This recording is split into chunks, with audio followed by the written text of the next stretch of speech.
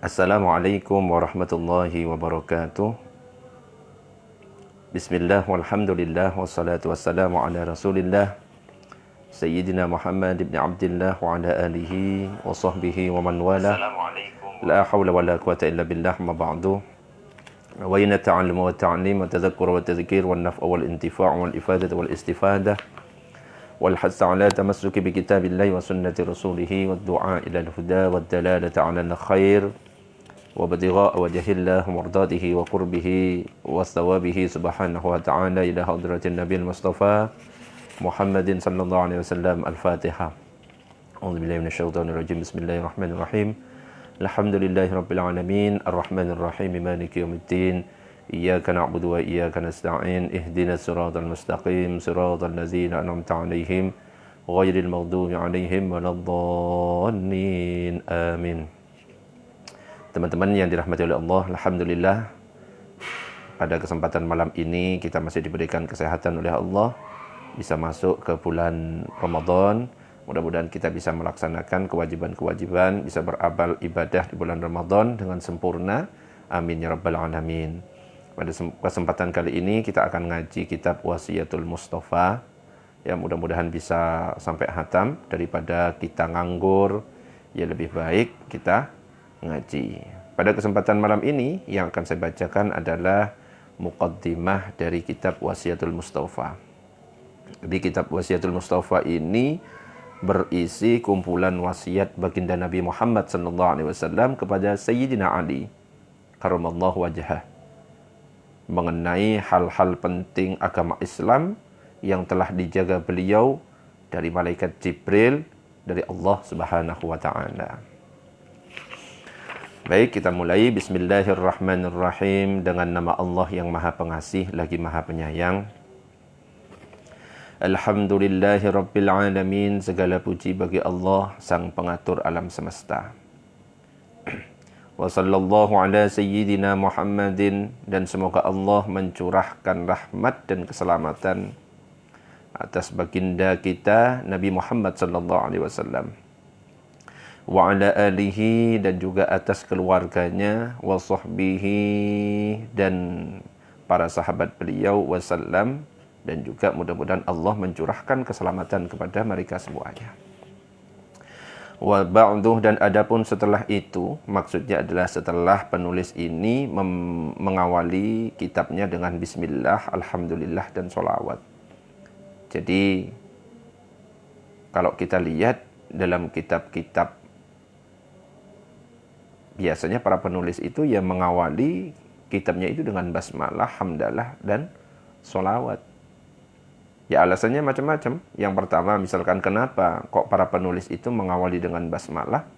Yang pertama itu alasannya karena memang penulis itu meniru apa yang ada dalam kitab Al-Quran. Kita tahu kitab Al-Quran itu kan diawali dengan surat Al-Fatihah. Nah, di surat Al-Fatihah itu ada basmalah dan hamdalah.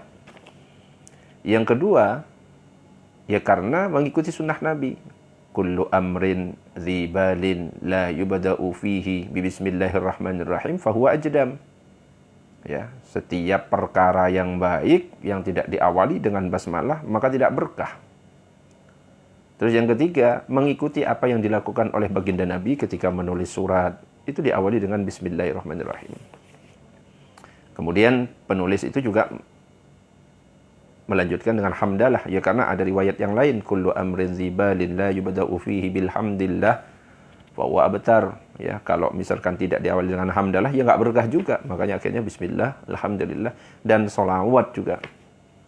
Ya, dalam riwayat lain itu dikatakan barang siapa yang menulis kitab, ya, bersolawat kepada aku, kata Nabi, di kitab yang ia tulis, maka selama tulisan itu masih ada, maka para malaikat itu memohonkan ampun kepada penulis itu, insyaallah. Jadi para penulis pada akhirnya yang menulis bismillah, alhamdulillah, dan sholawat. Wa ba'du, dan adapun setelahnya, setelah bismillah, hamdalah, dan sholawat tadi, fahadhihi wasiyatul Mustafa alaihi salatu wassalam. Maka risalah ini adalah wasiat manusia terpilih, yaitu baginda Nabi Muhammad sallallahu alaihi wasallam. Li aliyin, kepada Sayyidina Ali ibni Abi Thalib karramallahu wajhah. Jadi kitab ini isinya wasiat baginda Nabi kepada Sayyidina Ali. Qala, Sayyidina Ali berkata, da'ani Rasulullah sallallahu alaihi wasallam. Rasulullah sallallahu alaihi wasallam pernah memanggilku. Fa khalautu ma'ahu, maka aku berduaan bersama baginda Nabi fi manzilihi, di rumah beliau. Faqala li, maka beliau sallallahu alaihi wasallam bersabda kepadaku, ya Ali, wahai Ali, anta minni, engkau terhadap diriku, bimanzilati Harun min Musa, sederajat seperti Nabi Harun alaihissalam terhadap Nabi Musa. Ghaira annahu la nabiyya ba'di, hanya saja tiada nabi setelah diriku. Luar biasa berarti kedudukan Sayyidina Ali ya, ibarat Harun dengan Nabi Musa. Nabi Harun ini kan mendampingi Nabi Musa ketika berdakwah kepada Fir'aun.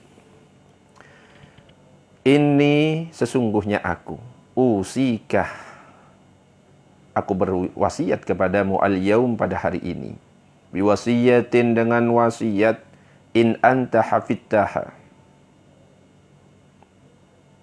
yang jika engkau menjaganya, ishtahamidan, isnahamidan, niscaya engkau hidup secara terpuji, wa mutasyahidan, dan engkau wafat sebagai syahid.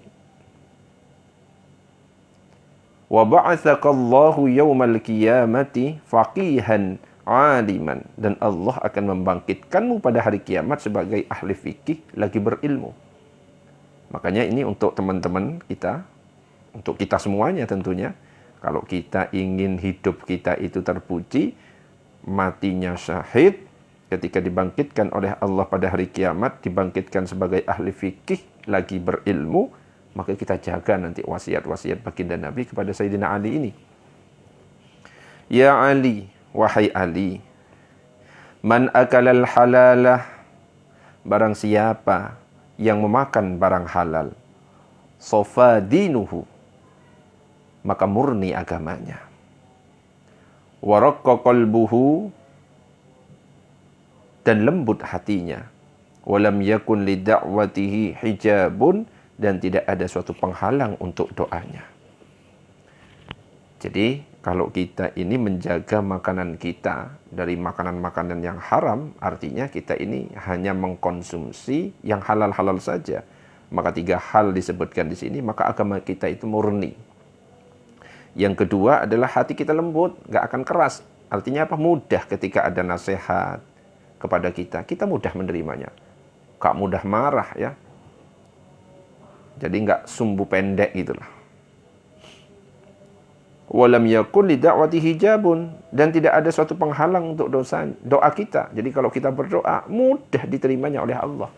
Makanya kadang-kadang kenapa kita ini bertanya ya, ya Allah saya berdoa, tapi kok ya nggak dikabul-kabulkan? Ya salah satunya kemungkinannya mungkin ada barang-barang haram yang masuk ke badan kita sehingga mencegah doa kita itu sampai kepada Allah, nggak dikabulkan. Makanya kalau ingin doa kita dikabulkan oleh Allah, ya makan barang-barang yang halal, jangan sampai ada sesuatu yang haram masuk ke dalam tubuh kita. Ya Ali, hai Ali, man akala syubhat, siapa saja yang makan barang subhat itu adalah tidak jelas ketentuan hukumnya. Ini haram atau halal, makanya lebih baik kita tinggal. Ishtabaha alaihi dinuhu, maka diragukan agamanya, nggak jelas jadinya agamanya. Kalau kita ini sering mengkonsumsi barang yang subhat. Wa adlama qalbuhu, gelap hatinya. Ya, bisa membuat hati kita gelap. Wa man akala al-haramah, dan barang siapa yang memakan barang haram, mata qalbuhu. Nah, ini yang lebih parah, kalau kita sampai memakan barang yang haram, hati kita ini akan mati. Wa khaffa dinuhu, ya, dan remeh agamanya. Tambah gak jelas lagi agamanya. wa dha'ufa yaqinuhu, dan lemah keyakinannya. Ya namanya orang makan barang yang haram, berarti kan dia itu nggak sadar kalau ada yang mengawasi. Artinya apa? Keyakinan, imannya kan ya kurang gitu loh. Wa hajiballahu da'watahu, dan Allah menghalangi doanya. Nah, ini penyebab doa kita ini tidak dikabulkan oleh Allah karena banyak harta haram di dalam tubuh kita ini. Makanya harus dihindari kalau pengen doa kita itu langsung tembus ke langit, langsung dikabulkan oleh Allah. Wa qallat ibadatuhu, dan sedikit ibadahnya. Ya, ini wasiat baginda Nabi kepada Sayyidina Ali tentang makanan halal, makanan yang subhat, dan makanan yang haram. Ya Ali, hai Ali, idza ghadaballahu ala ahadin, apabila Allah murka kepada seseorang, razaqahu malan haraman, maka dia akan memberikan rezeki kepada orang itu dengan harta yang haram. Fa idza ishtadda ghadabuhu alaihi, lalu apabila bertambah hebat murka Allah kepadanya, wakkala bihi syaitanan, maka Allah menguasakan diri orang itu kepada syaitan.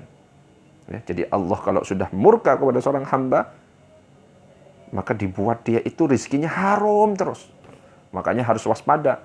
Kalau rizki yang kita dapatkan itu ternyata haram, jangan-jangan Allah murka kepada kita.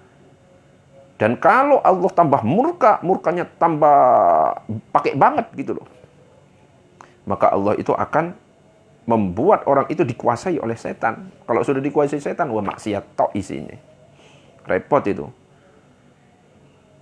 Yubariku lahu fihi, setan akan memberi keberkahan. Loh ya apa kalau setan yang memberi keberkahan? Padahal kita kan pengennya Allah yang memberkahi kita. Sudah dikuasai oleh setan, malah setan yang memberi berkah. Jelas angel kalau seperti ini. Wa yuzhibuhu, dan setan menjadi kawan orang itu. Wa yushghiluhu bid-dunya, dan membuat sibuk orang itu dengan dunia, anid-din, dan menjauh dari agama. Na'udzubillah min dzalik ya. Makanya jangan sampai kita ini dekat-dekat dengan sesuatu yang haram, yang subhat, ya kalau bisa ya kita jauhi. Wa yusahhilu lahu umura dunyahu, dan setan selalu mempermudah bagi orang itu segala urusan duniawinya. Wa yaqulullahu ghafurun rahimun, dan setan akan mengatakan Allah adalah zat maha pengampun lagi maha penyayang. Jadi setan itu akan mempermudah urusan kita. Kok kayaknya lancar urusan dunia kita? Ya setan yang bantu.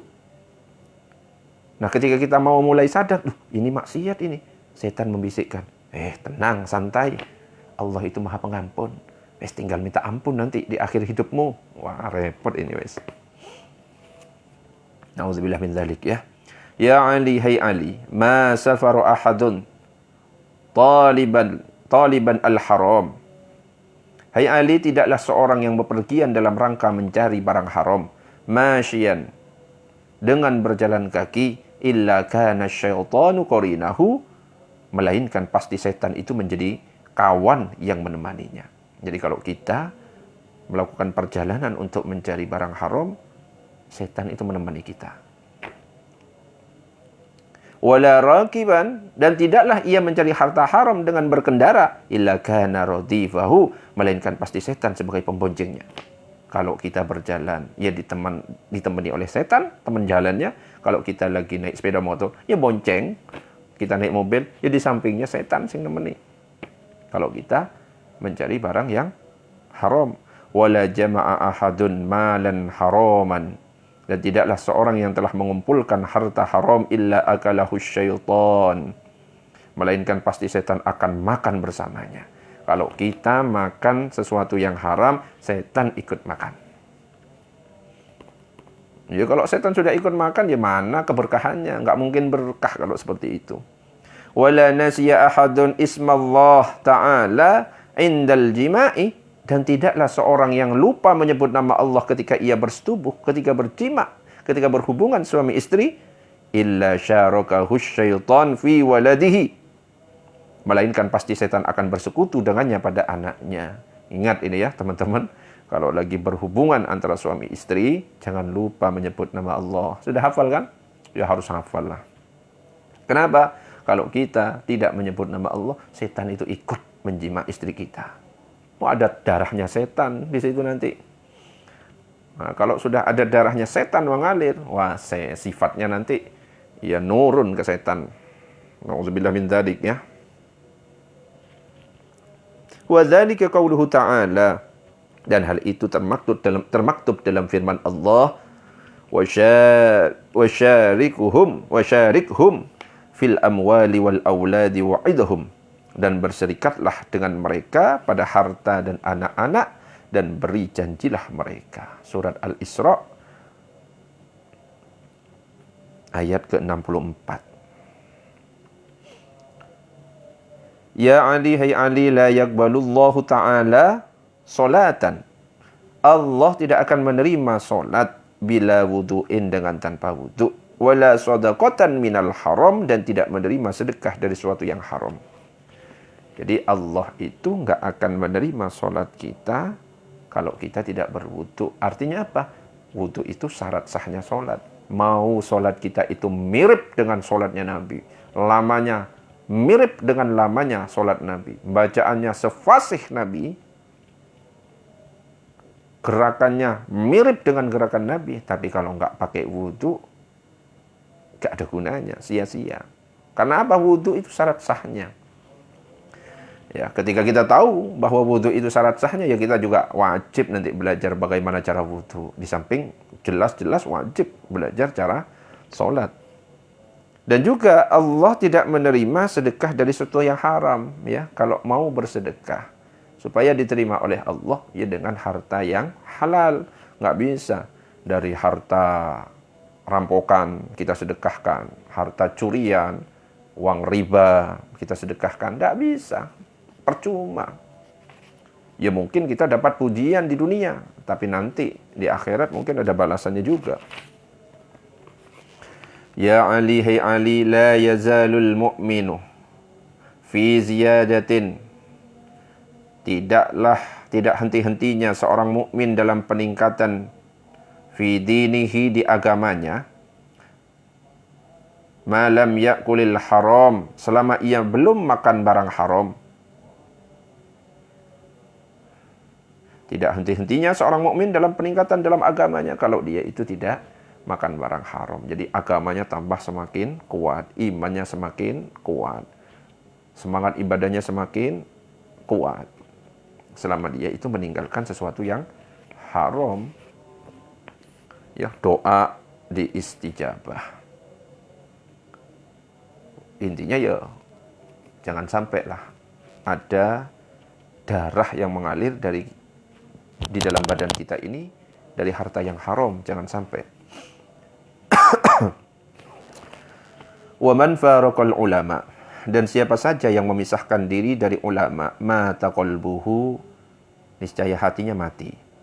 Wa amiya an ta'atillahi ta'ala, dan buta atau terjauhkan dari ketaatan kepada Allah Ta'ala.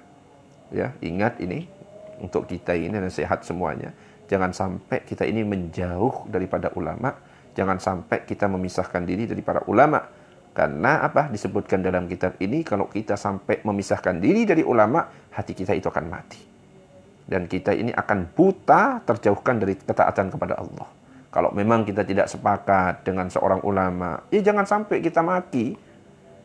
Ya, mungkin ada pendapatnya dari ulama ini kita tidak setuju, ya sudah, jangan dipakai pendapatnya. Yang jelas, tapi jangan sampai kita memakai ulama itu. Karena ulama itu apa? Warasatul anbiya wal mursalin, pewaris nabi. Ya, apalagi ya, kita memang dilarang untuk memaki seseorang. Bukan ulama saja, nggak boleh kita maki. Apalagi seorang ulama. Jadi kalau memang ulama itu misalkan ada kekeliruan, ya kita tegur baik-baik. Bukan malah kita menegurnya di media sosial. Itu namanya menjatuhkan, menghina. Harusnya kita temui, tanyakan baik-baik, tabayyun, 4 mata. Ini cara yang mantap jaya. Ya Ali, hai Ali, man qara'al Qur'an, barang siapa yang membaca Al-Qur'an, walam yuhilla halalahu, namun ia tidak menghalalkan perkara yang dihalalkan. Walam yuharrim haramahu, dan dia tidak mengharamkan perkara yang diharamkan Al-Quran. Kana minal ladzina nabadzu kitaballahi wara'a zuhurihim. Niscaya adalah ia tergolong orang-orang yang telah membuang kitab Allah ke belakang punggung-punggung mereka. Kalau kita sudah membaca Al-Quran dan kita sudah tahu di dalam Al-Quran bahwa ini halal, jangan sampai kita mengatakan ini haram. Kalau halal, katakan halal. Ini haram, ya katakan haram. Jangan sampai kita mengharamkan yang halal atau sebaliknya menghalalkan yang haram. Ya, kalau kita sampai seperti itu, disebutkan dalam kitab ini, berarti kita ini termasuk orang yang membuang kitab Allah ke belakang punggung-punggung mereka. Na'udzubillah min dzalik. Mudah-mudahan sedikit yang saya sampaikan bermanfaat. Wallahu a'lam bissawab. Demikian, assalamualaikum warahmatullahi wabarakatuh.